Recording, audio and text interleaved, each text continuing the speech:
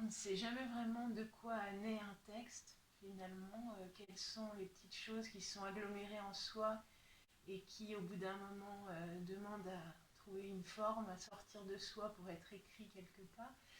Mais on peut quand même avoir des espèces d'influences ou d'intentions conscientes ou non conscientes et qu'on repère ensuite.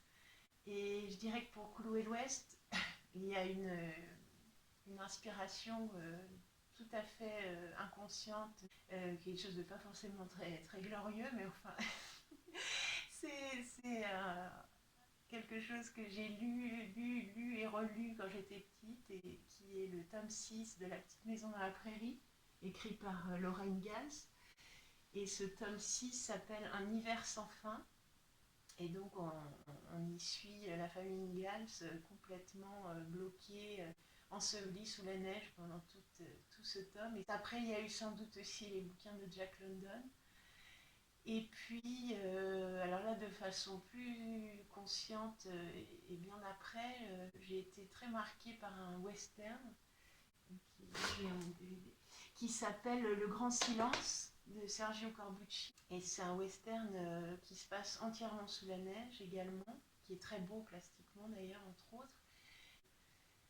Donc tout ça pour dire que je crois que en fait j'avais des images de neige, de paysages naturels sous la neige, et que c'est ça qui a vraiment fait que le texte naisse finalement. Et chaque texte, c'est aussi une occasion d'affronter des incapacités ou des problèmes. Et par exemple, pour Clouer l'Ouest, euh,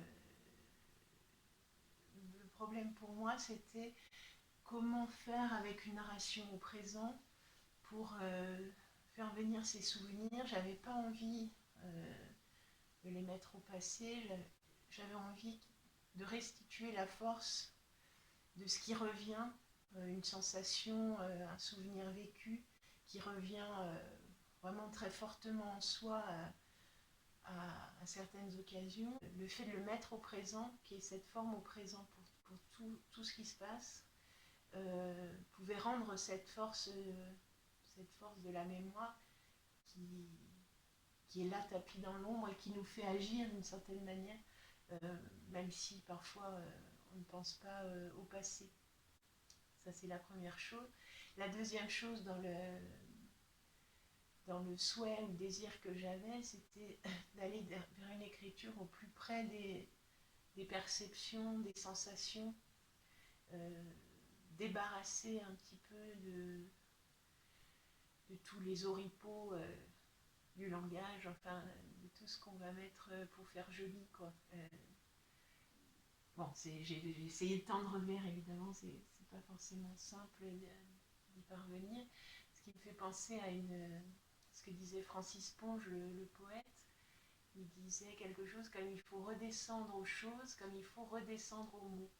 C'est une phrase que j'aime beaucoup et, et à laquelle je pense, disons, quand j'écris.